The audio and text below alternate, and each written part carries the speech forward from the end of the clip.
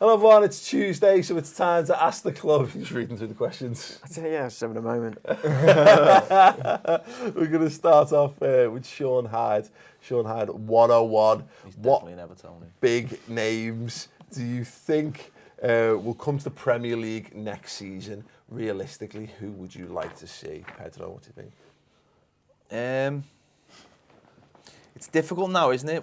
Pickford. Without pissing on the chips of the Premier League, we don't really attract the best anymore, do we, over here? We normally get outcasts of other people, not literally outcasts, although I would love to see Andre 3000 playing in the Premier League. That's such an old reference, no one knows who they are.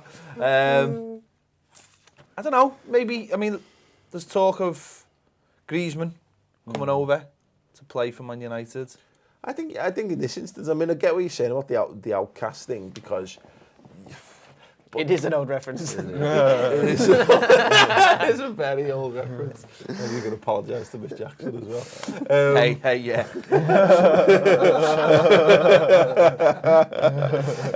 But yeah, I think Griezmann's the one, isn't he? I think you look at some of the names that are being linked. I mean, you've got Alvaro Morata. You're talking about James Rodriguez, maybe, but I think Griezmann's the one who's at the peak of his powers. Yeah. They're all. Unfortunately, the Premier League just doesn't. We just don't seem to attract the best players anymore. We just seem to get hand-me-downs of players who don't make it or other clubs, or maybe players. But has the Premier League ever bought the best? You could have said that. You could have said that in maybe 4 words. You didn't need to go. But do they just look like they're the best players because they play for Real Madrid or Barcelona? No, You know what I mean? I think what the case is that for a while now, the best clubs in the Champions League is obviously seen in the world as the best competition, and Real Madrid, Barcelona, Bayern Munich, they're the teams that kind of dominate in the most recent years that competition. And because the Premier League is what it is, it's more of a boxing match and it's quite intense.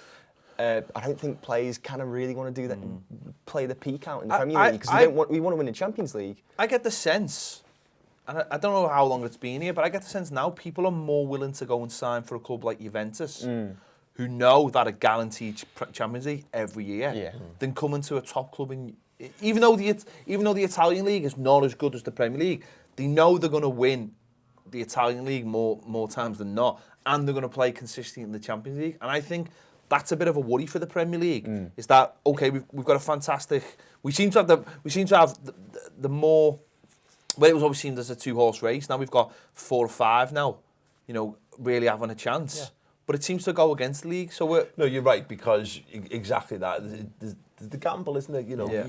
You're still probably, and realistically, you're still probably, Chelsea's still a fairly safe bet. I know last season was a bit of an outlier in that regard, but there's still maybe one or two. You would probably pick Chelsea or maybe City, because you're going to finish there or thereabouts. But you're right, if there's 7 clubs who can potentially get in there, you'd be thinking, well, yeah, exactly, I'll go there and do whatever. The point I was making earlier, though, that I didn't do very succinctly, was I don't think the Premier, maybe there might be one or two you examples. just haven't made it very succinctly there. Shut up.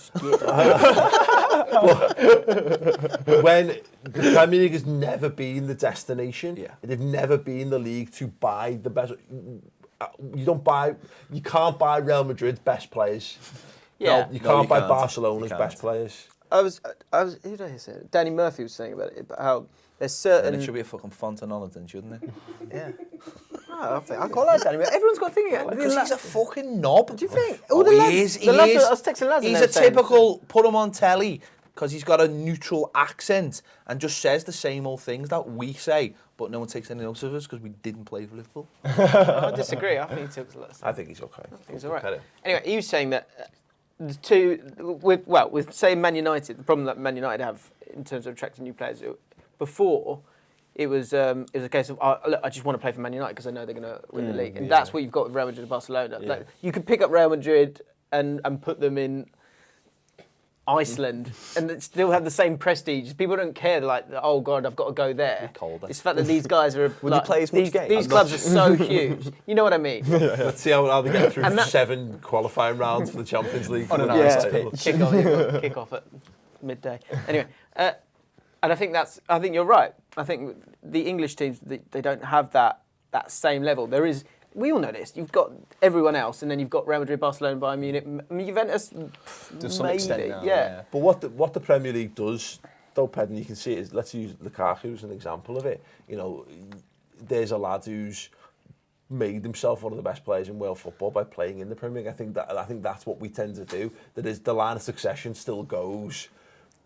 Buy young, build them up in this league, sell them on to. Yeah, and that's okay, but it's still not. You're still not bringing in the best. You might be creating the best to move on to other clubs. Yeah. And those clubs might be within the Premier League, but we're still, as a league, I still don't think we're bringing in the best players. Apart and from those three teams, though, is there any other team that trumps the Premier League's top 5? No, but that's the problem, because all those top players, and I'm only talking about like 2 or 3%, are gravitating to those teams. So I suppose it's a bigger question. And the thing with Juventus is, because their league is pretty much, I'm not saying it's easy because they've only just won it this weekend. They do get pushed hard, but you do feel like they can.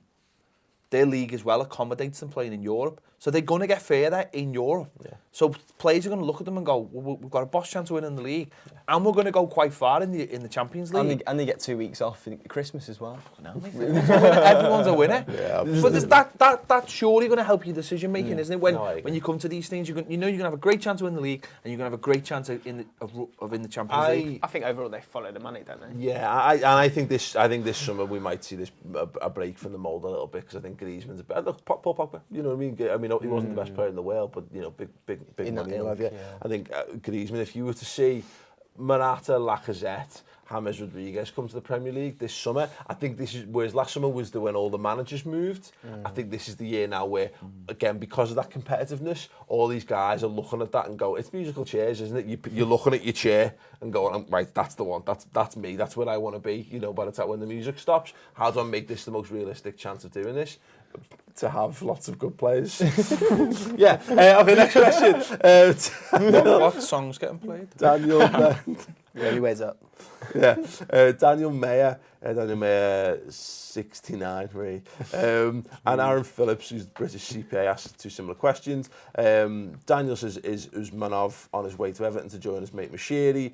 And Aaron Phillips says, why would Usmanov launch such a public takeover bid when it's clear Kroenke will likely not sell? First off then, Ped's he coming to sort you boys out? I think he's been at our club for about a year and a half, mate. Yeah. If I'm honest. I don't think Usmanov will ever own Everton, but I don't think that means anything, because these businessmen don't need to put their names on pieces of paper. That's how it all works. And I think it was interesting that he's gone, you know, obviously, not saying he's gone so public because he has to do those things publicly, but he's obviously had a go, and Kroenke's said no. So it'll be interesting what his next step is, but I don't ever think his name will be on a piece of paper owning Everton Football Club. Do we think that was a genuine attempt to buy the club, James, or do we think it was like a PR exercise to say to Arsenal fans we care, but also to say we've had a good go at this, it gives us the opportunity to go and try other things maybe? I think it was, so apparently they're probably worth about 1.4 billion. Bill, yeah. Is that right? Yeah. And so he's gone with. Why did you just say billion like that? Bill. You was like you went billion. And the offer was 1 billion. I'm actually like, which in itself is bizarre. So that wasn't enough. $1 billion. That seems bizarre. Maybe they're doing a tactic of like, right, we've had a bit of bad news with the season. We've finished 5th, and then Usmanov's just put a dead cat on the table and been like, right, look at this, look at that. Maybe that's what they've done. You don't know. Unfortunately, it's Stan Kroenke's dead cat. Sign, and it's your kid's next. Yeah. Right. I definitely think it was on public on purpose to get the fans talking about it, to get us all talking about it, to put the pressure on Kroenke to sell. God, I mean, look, I've had a little bit of a giggle at Arsenal. I think it's been if there's ever been a chance to sit back and rub your hands and just watch it all unfold, it's definitely been this year. But like to go from to go from like the managerial thing this season, and then, you know, I say we've talked about whether it was an horrendous season or not. Go and watch that video. But to then potentially now launch into a fucking ownership battle next season. Definitely. Oh my It's not a thing. It's not a legitimate thing, and it's not anything you'd want in this situation either. It just doesn't make sense. Definitely does it got shares in Arsenal Fan TV. Never mind shares in Arsenal. Just something to keep the story going. No, I just think I don't envy Arsenal fans in this particular regard, because it is fucking exhausting and stressing out about your owners, because if there's one part of football that you definitely have like literally no control of, you can protest and you can do all that. But as Arsenal team, they've been protesting against a manager. Most teams that protest against the manager generally get the way, because it's a showing of public opinion. You go, yeah, well, listen, you've lost the fans. Sorry, thanks very much. If you can't even have that kind of impact, Stan Kroenke's not going to give two fucking tugs of a dead dog's cock, is he, about people fucking protesting outside the Emirates about whether he owns the club or not. Like, and that's, you know, but that's it, you know, and that's what Arsenal have got to face up to. You know, they could still be in a situation. Very strange. Still could be in a situation where they're not happy with the managerial situation, and then all of a sudden, you know, they're trying to fight. Because I've seen people tweeting about it, saying like, "We're gonna have to fight. We're gonna have to fight to get this guy back." Come on, Stan! I'll take you on. Come out there. That Stan versus Usmanov, that'd be amazing. That would be like the Frankie Goes to Hollywood video, maybe for two tribes. Should it come? Should it come further before? back. I have gone further back. Come before Conor McGregor and Floyd Mayweather on the pay-per-view. Yeah, get it on the same bill. Be interesting. Yeah, see which one was the Maybe highest. put that one out for free. That just before that, like a Arsenal Fan TV rap battle. Oh yeah. Robbie refereeing the boxing match between Usmanov and Stan Kroenke. That'd be great. Yeah. I'd want a leg glove though. Yeah. Sit on the fence. I'll sit on the fence. I do. Like I say, we do laugh and joke, but it's a fucking twat of a thing having to sort your owners out. I don't recommend it to anyone. Joe Ross 00. How much further can Mark Hughes take Stoke City? Gives a fuck. Genuinely, does anyone care about Stoke? Loads of people care about City that. fans. That was you last year. You were that club. We weren't. You were. No one give a shit about you last year. James, you're so championship. It is though. It's exactly the same. No I've one cares got a about small vested interest in Stoke City because I spent most of my from there. Yeah, I spent most of my life there. Not very far really. I think. Imagine spending that as much money as he has. He's got the backing that he has from Bet365 and all that. And Directly from them. He just opens his account and says, what have I got to spend? But he's spent some money, 20 mil on that Mbula lad that they're binning off because he's not adapted to the Premier League. To be fair, I'd be quite worried if this wasn't his last season after Peter Coates has said we're going to back him. I'm not really worried.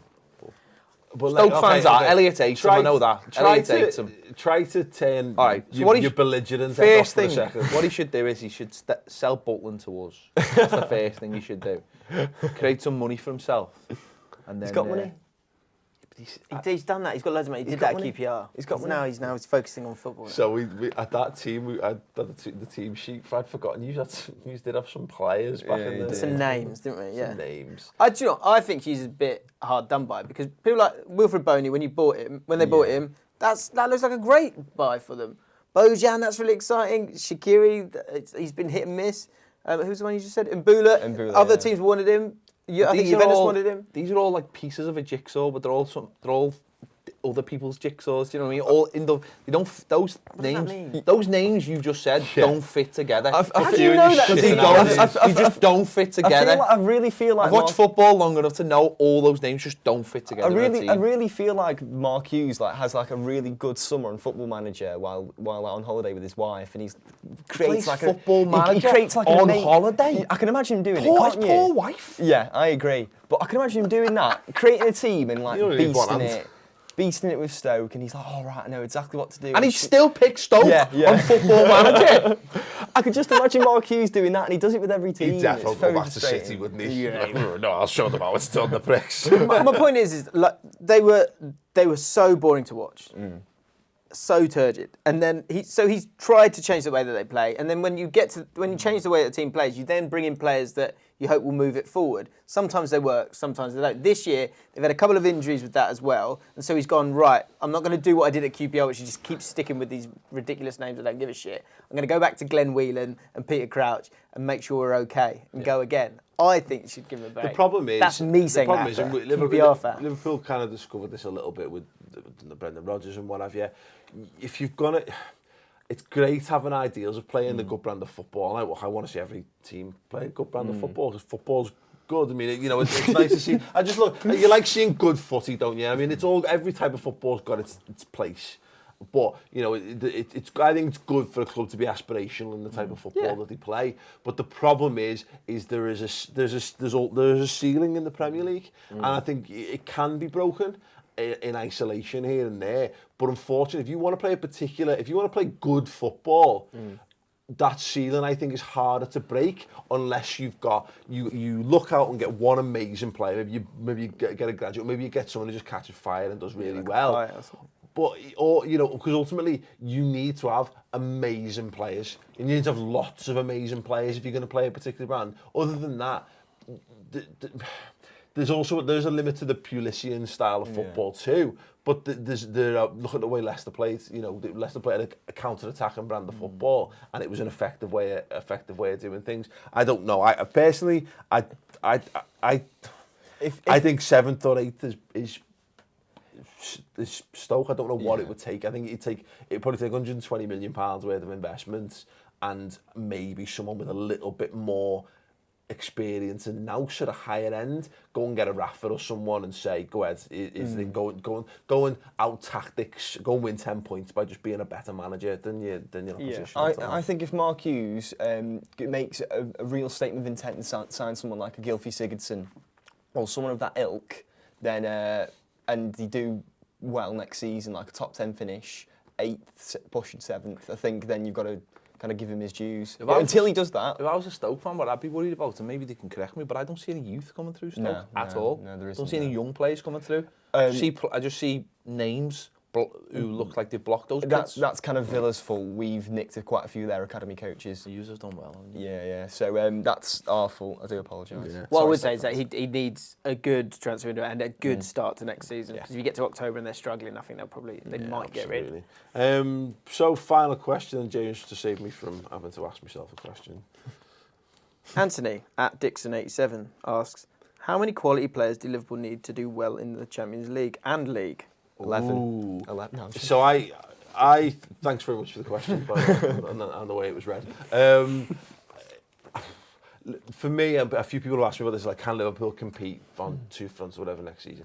No, I mean, not like Liverpool are not going to win the league and Champions League double next season. It's just not going to happen, And it's great to be in it, and that's the most important thing. And I'm not suggesting this is like we should be going and go, oh, thanks very much, guys. Thanks very much for letting us in the Champions League. It was great fun. It's like, oh, the champions. No, it's like, really should go impression of Louis, we should go and we want to go and be competitive, but Liverpool need to get into the swing of the cycle of being in the Champions League, of getting back to swing and playing 2 games a week, of playing 2 potentially, because you could have Real Madrid on a Wednesday and Man United on a Sunday. You know what I mean? That's something, and being able to compete with that's a different thing. So for me, I think Liverpool need to increase the squad first and foremost by about 5 or 6 net.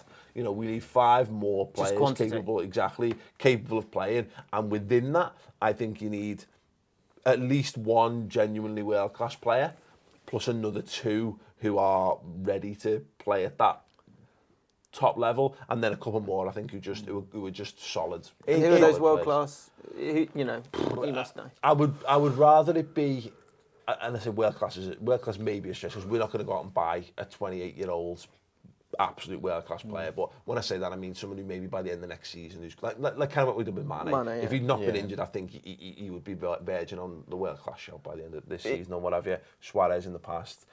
But, sorry, JJ, it's just, we've been linked a little bit with Lacazette, we've been linked a little bit with Timo Werner from RB Leipzig, but it looks like it's Virgil van Dijk is going to be the one, like the big sign, and this summer maybe Naby Keita as well from Leipzig.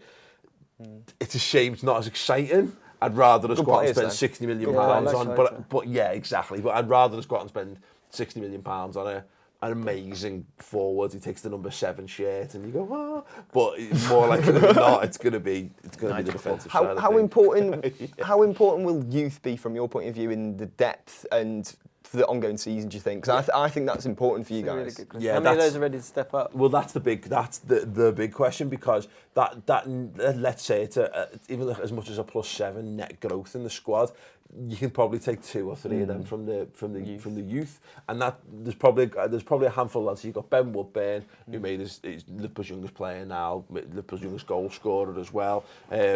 Showed loads of potential. Trent Alexander-Arnold. Those 2 have been closest to the matchday squads. You'll probably go from seeing them play a handful of appearances to 5 or 10 starts next season, and that's a big difference. And they're the games where, let's use Trent Alexander-Arnold as an example. Been back up to Nathaniel Klein at right back. Klein's just so consistent. Klein's starting in the Bernabeu on Wednesday, but you're playing Bournemouth on Sunday.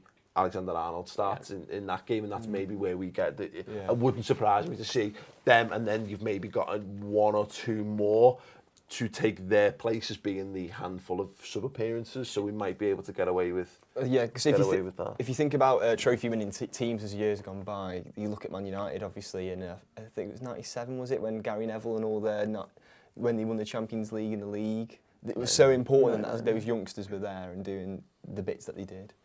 Yeah, massive. Yeah, and that's it. I think what it is for Liverpool, though, there's no more excuses, and that's hopefully what, at least, I say, qualification for the qualification of the Champions League is something that allows us to go, right, no, we've got to go all in this summer. There can be no more, money ball, do a bit of that by all means, but make your 5th and 6th or 6th and 7th signings, money ball signings, great, brilliant, pat yourselves on the back for being dead clever, but realistically, 3 of your signings have got to be guys who you're in a bidding war with, Chelsea and Man United and whatever, Spurs or whatever, and we go, now we're paying you the dough that you want, because we're winning that. No, Liverpool can't go like, 105 grand a week, we're only going as high as 100, sorry, you just don't want to play for Liverpool enough. No, that's how much money you want to have it, mate, because ultimately, success will breed what we need, what we really need more than anything else. So yeah, exciting summer for Liverpool. One way or the other. That is good, though, isn't it? Like, all football fans, you want loads of bodies, don't you? You want another one and another one. Everyone's greedy. Just love for the to have loads YouTube of views on franchise. Ped, how many quality players do you think Liverpool need to do well in both? Loads, mate.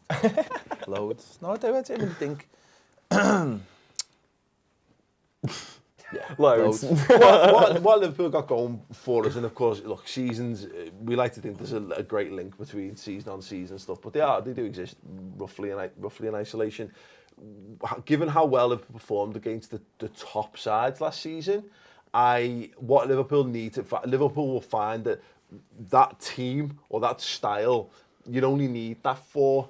Well, if you're in the Champions League, you're effectively doubling the amount of games you need that for. It's the other games, it's the other 25 games or whatever you're going to play over the length of the campaign. They're the ones Liverpool need to be good enough, because when we got to January and Mane was at the African Cup of Nations and Phil Coutinho was injured, we were just shite because we just didn't have enough quality to step in, and the young lads, as we mentioned, just weren't ready to be thrust on and said, "Here's all the pressure on you lads, go and handle this." So yeah, a few more quality ones, and it should allow us.